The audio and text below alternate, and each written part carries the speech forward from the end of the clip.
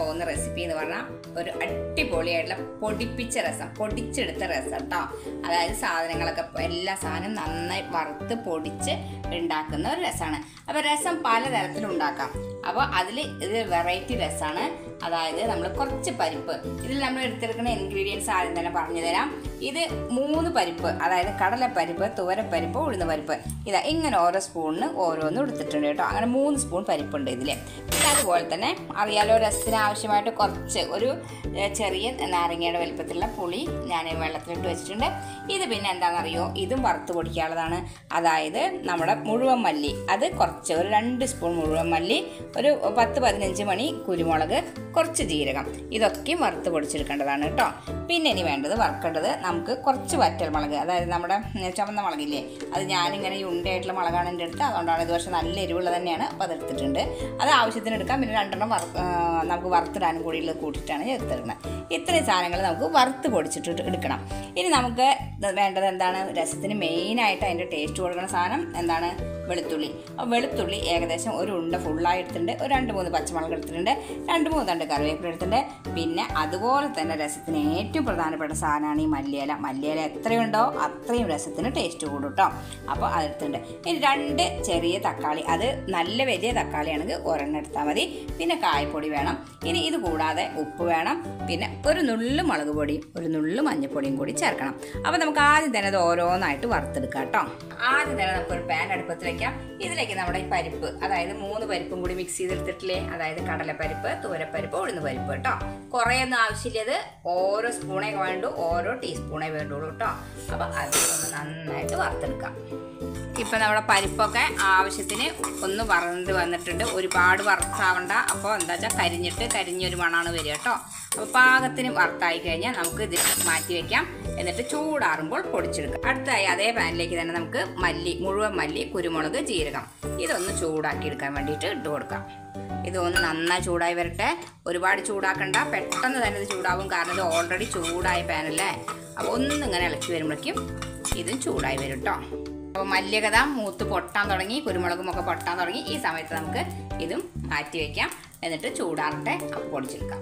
അടുത്തായി നമുക്കൊരു 5-6 വറ്റൽമുളക് ഒന്ന് ചൂടാക്കി എടുക്കാം കേട്ടോ. അപ്പോൾ അതൊന്ന് നന്നായി ചൂടായി വരിക. ചൂടാവുക വേണ്ടു, ഒരുപാട് കരിഞ്ഞൊന്നും വേണ്ട.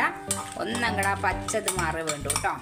അതൊന്ന് പെട്ടെന്ന് തന്നെ അതായത് ഇത്ര നേരം ഈ പാൻ തന്നെയല്ലേ ഇട്ടാക്കിയത്. അപ്പോൾ അത് ചൂടായ പാൻ തന്നെയല്ലേ ഓൾറെഡി, പെട്ടെന്ന് തന്നെ ആക്കിയെടുക്കുക കേട്ടോ.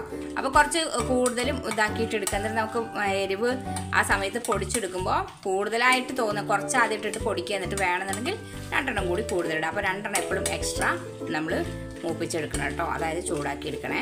അപ്പോൾ ഞാനിവിടെ എടുത്തിട്ടുണ്ട്, ഇങ്ങനെ ഇത്ര എടുത്തിട്ടുണ്ട്. പിന്നെ നമ്മൾ ഓൾറെഡി ഇതിൽ പച്ചമുളക് ചേർക്കുന്നുണ്ട്, പിന്നെ കുരുമുളക് ചേർത്തിട്ടുണ്ട്. പിന്നെ ഒരു കളറിന് വേണ്ടി നമ്മൾ ഒരു 1/4 ടീസ്പൂണ് മുളക് പൊടി കൂടി ചേർക്കും. അപ്പോൾ ഇത്ര മതി നമുക്ക് ഓൾറെഡി വറ്റൽമുളക് കേട്ടോ. ഇതും ചൂടായി, ഇത് നമുക്ക് മാറ്റിയെടുക്കാം. ഇതെല്ലാം വറുത്തെടുത്തതിന് ശേഷം നമുക്ക് മിക്സിയുടെ ഈ ചെറിയ ജാറിലേക്ക് ഈ ആദ്യം തന്നെ പരിപ്പ് ചേർത്ത് കൊടുക്കാം. അതോടൊപ്പം തന്നെ നമുക്ക് വറുത്ത് വെച്ചിട്ടുള്ള മല്ലി, മുളക്, ജീരകം, കുരുമുളക് ഇതൊക്കെ കൂടി ഒന്നിച്ചിട്ട് തന്നെ ഒന്ന് 2 തിരി തരിച്ചെടുക്കുക കേട്ടോ. ഒരുപാട് നൈസായിട്ട് പൊടിക്കേണ്ട ആവശ്യമില്ല. അറിയാലോ, നമ്മളെ രസത്തിലേക്ക് എപ്പോൾ നോക്കിയാലും ഒരു തരിയായിട്ടാണ് വേണ്ടത് കേട്ടോ. അപ്പോൾ അത് തരിയായിട്ട് തന്നെ നമുക്ക് പൊടിച്ചെടുക്കാം. വറുത്ത് വെച്ചതൊക്കെ പൊടിച്ചെടുത്ത അതേ ജാറിൽ തന്നെ നമുക്ക് ഇതും കൂടി ഒന്ന് തിരിച്ചെടുക്കാം. അതായത് 2 തണ്ട് കറിവേപ്പില, വെളുത്തുള്ളി നമ്മൾ നേരെയാക്കി വെച്ചത്, അതുപോലെ 2-3 പച്ചമുളക് ഇതൊന്നിട്ടിട്ട് ഒന്ന് തിരിച്ചെടുക്കുക കേട്ടോ. ഒന്ന് ചതക്കിയാൽ മാത്രം. അപ്പോൾ ശരി, ഇതൊന്ന് ചതക്കുക. അപ്പോൾ എല്ലാം തന്നെ പൊടിച്ചെടുത്തു. ഇനി നമുക്ക് രസം തയ്യാറാക്കാനുള്ള പാത്രം അതിൽ വെച്ചിട്ട് അതിലേക്ക് ഓരോന്നായിട്ട് ചേർത്ത് കൊടുക്കാം കേട്ടോ. അപ്പോൾ ആദ്യം തന്നെ പൊടിച്ചിട്ടുള്ള പൊടിയില്ലേ, അത് നമുക്ക് ചേർത്ത് കൊടുക്കാം. ഇത് കൂടുതലാവുന്നൊന്നും വിചാരിക്കേണ്ട, അത് പാകത്തിനുള്ള പൊടിയുള്ളൂ. അത് പരിപ്പൊക്കെ ചേർത്തുകൊണ്ടാണ് കൂടുതലായി തോന്നുന്നത്. പിന്നെ ഇതാ നമ്മൾ വെളുത്തുള്ളി, പച്ചമുളക്, കറിവേപ്പില അത് പൊടിച്ചെടുത്തത് കേട്ടോ. ഇതെല്ലാം ചേർത്ത് കൊടുക്കണം. ഇത് എല്ലാം കൂടി ചേർക്കുമ്പോഴാണ് ഇതിൻ്റെ ടേസ്റ്റ് വരുള്ളൂ കേട്ടോ. പിന്നെ നമുക്കിതിൽ ചേർത്ത് കൊടുക്കേണ്ടത് കുറച്ച് മഞ്ഞൾപ്പൊടി ചേർത്ത് കൊടുക്കണം. അതായത് ഒരു കളറിന് വേണ്ടി മാത്രം കേട്ടോ, അത് ചേർത്ത് കൊടുക്കുക. അതുപോലെ തന്നെ മുളക് ഓൾറെഡി ഇതിൽ ചേർത്തിട്ടുണ്ട്. വറ്റൽമുളകും ചേർത്തിട്ടുണ്ട്, പച്ചമുളക് ചേർത്തിട്ടുണ്ട്, കുരുമുളക് ചേർത്തിട്ടുണ്ട്. എന്നാലും രസത്തിന് ഒരു കളർ വരാൻ, ഇത് മുളക് എരിവ് കൂടുന്നില്ല, ഇത് അത്ര എരിവുള്ള മുളക് പൊടിയല്ല കേട്ടോ. അപ്പോൾ അത് ചേർത്ത് കൊടുക്കുക. ഇനി അറിയാലോ, രസത്തിൻ്റെ ടേസ്റ്റ് നിർണ്ണയിക്കുന്ന വേറൊരു പ്രധാന ഘടകം എന്ന് പറഞ്ഞാൽ കായപ്പൊടിയാണ്. അപ്പോൾ അത് ആവശ്യത്തിന് ചേർത്ത് കൊടുക്കുക. ഒരുപാട് ചേർക്കേണ്ട ആവശ്യമില്ല. അപ്പോൾ അത് ചേർത്ത് കൊടുക്കുക. പിന്നെ നല്ലൊരു മണം വേണം, അതിനനുസരിച്ചുള്ള കായം വേണം ചേർത്ത് കൊടുക്കുക കേട്ടോ.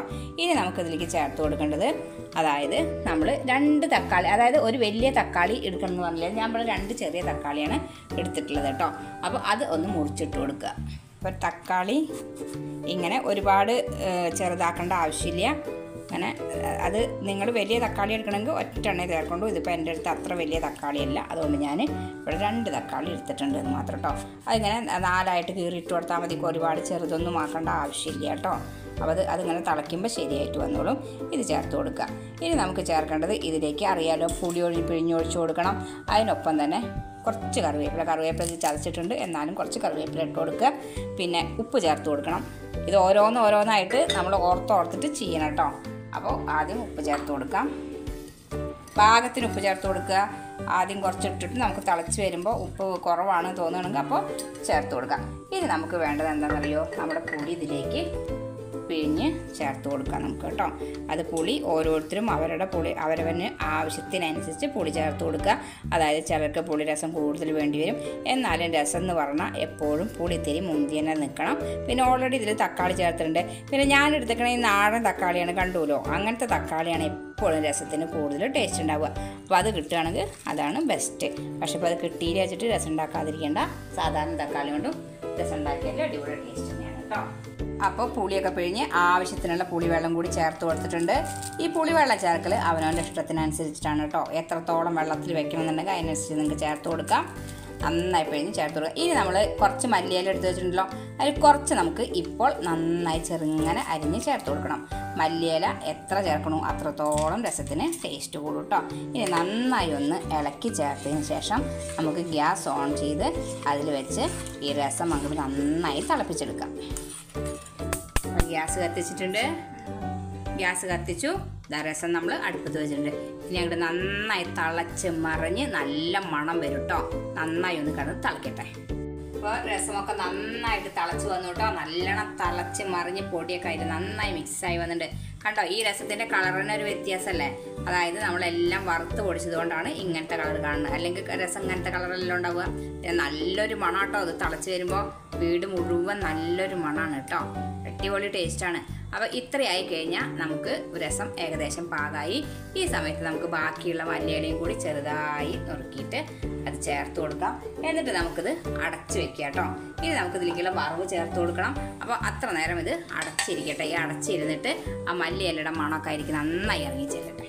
അപ്പോൾ രസത്തിലേക്കുള്ള വറവിടാനായിട്ട് നമ്മൾ ഒരു പാൻ അടുപ്പത്ത് വെച്ചിട്ടുണ്ട്. അതിലേക്ക് എണ്ണ ഒഴിച്ചു കൊടുത്തിട്ടുണ്ട്. എണ്ണ വെളിച്ചെണ്ണ തന്നെ ഒഴിക്കാൻ ശ്രദ്ധിക്കുക. അതിന് ശേഷം നമ്മൾ ഇതാ പാൻ ചൂടായി വന്നു, എണ്ണ ചൂടായി വന്നു. അതിലേക്ക് നമുക്ക് കുറച്ച് കടുക് ചേർത്ത് കൊടുക്കുക കേട്ടോ. കടുകൊന്ന് നന്നായി പൊട്ടി വരട്ടെ. അതിൻ്റെ ഒപ്പം തന്നെ കുറച്ച് ഉലുവ കൂടി ചേർത്ത് കൊടുക്കുക. നല്ല മണത്തിന് വേണ്ടി മാത്രമാണ് ചെയ്യണേ. അതിനിപ്പോൾ ചെയ്യാത്തവരുണ്ടാവാം, പക്ഷെ അങ്ങനെ ചെയ്താൽ നല്ല ടേസ്റ്റാണ്. അപ്പോൾ ഇതൊക്കെ ഒരു നല്ല മണത്തിന്, ഇതൊക്കെ വ്യത്യസ്തമായി ചെയ്യുമ്പോഴാണ് വ്യത്യസ്ത രുചികൾ നമുക്ക് മനസ്സിലാവുള്ളൂ. അപ്പോൾ അതുകൊണ്ടാണ് കുറച്ച് ഉലുവ കൂടി ചേർത്ത് കൊടുത്തിട്ടുണ്ട്. ഇനി നമുക്ക് ഇതിനൊപ്പം തന്നെ 2-3 പച്ചമുളക് ചേർത്ത് കൊടുക്കാം. ഇനി ഒരു 2 കറിവേപ്പില കൂടി അവസാനം ചേർത്ത് കൊടുക്കാം. കടുകൊന്ന് നന്നായി പൊട്ടി വരട്ടെ. അതിന് ശേഷം ചേർത്ത് കൊടുക്കാം കേട്ടോ. കടുക്, വറ്റൽമുളക്, ഉലുവ ഒക്കെ നന്നായി ചൂടായി വന്ന ശേഷം നമുക്കിതിലേക്ക് ഒരു 2 കറിവേപ്പിലയും കൂടി ചേർത്ത് കൊടുക്കാം. ഈ വറവ് നമുക്ക് നമ്മുടെ രസത്തിലേക്ക് അടക്കുന്ന എല്ലാ തുറന്നത്തകൾ ചേർത്ത് കൊടുക്കുമ്പോഴല്ലോ ആ രസത്തിൻ്റെ ഒരു മണമുണ്ട്. അടിപൊളി മണാട്ടത്. അങ്ങനെ നമ്മുടെ സൂപ്പർ ടേസ്റ്റി ആയിട്ടുള്ള വെറൈറ്റി ആയിട്ടുള്ള രസം തയ്യാറായിട്ടോ. ഈ മഴയൊക്കെ പെയ്യുന്ന സമയത്ത് ഈ ഒരു രസം ഉണ്ടാക്കിയിട്ട് ചോറ് കഴിക്കുക. അടിപൊളി ടേസ്റ്റിയാണ് കേട്ടോ അത്. എന്ന് നമുക്ക് കൂട്ടാനൊക്കെ കൂട്ടി കഴിക്കുന്ന സമയത്ത് ഇടയ്ക്കൊരു ചേഞ്ചിന് വേണ്ടി, മാത്രമല്ല സാമ്പാറിൻ്റെ കൂടെ കുറച്ച് രസം കൂടിയൊക്കെ ആയിട്ട് ഊണ് കഴിക്കുമ്പോൾ അതിനൊരു പ്രത്യേക ടേസ്റ്റാണ്. അപ്പോൾ എന്തായാലും ഈ രീതിയിൽ തയ്യാറാക്കി നോക്കാത്തവരൊക്കെ രസം ഈ രീതിയിലൊന്ന് തയ്യാറാക്കി നോക്കുക. ഒരു പ്രാവശ്യം ഈ രീതിയിൽ രസം തയ്യാറാക്കി നോക്കിയാൽ പിന്നെ നിങ്ങൾ എപ്പോഴും ഇങ്ങനെ തന്നെ തയ്യാറാക്കി നോക്കുക. അത് ഉറപ്പാണ് കേട്ടോ. അടിപൊളി ടേസ്റ്റി ആയിട്ടുള്ള രസം അപ്പോൾ ട്രൈ ചെയ്യാം. പിന്നെ നമ്മുടെ ചാനലൊക്കെ ഫുള്ളായി കാണുക. എപ്പോഴും പറയുന്ന പോലെ തന്നെ ഒരു കാര്യം പറയുകയാണ്, സബ്സ്ക്രൈബ് ചെയ്യാതെ വീഡിയോ കാണുന്നവരൊക്കെ സബ്സ്ക്രൈബ് ചെയ്ത് സപ്പോർട്ട് ചെയ്യുക കേട്ടോ.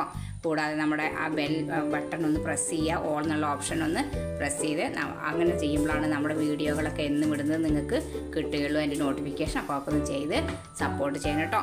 അപ്പോൾ ശരി, എന്നാൽ അടുത്ത വീഡിയോയിൽ കാണുമ്പോഴേക്കും വീണ്ടും നന്ദി, നമസ്കാരം.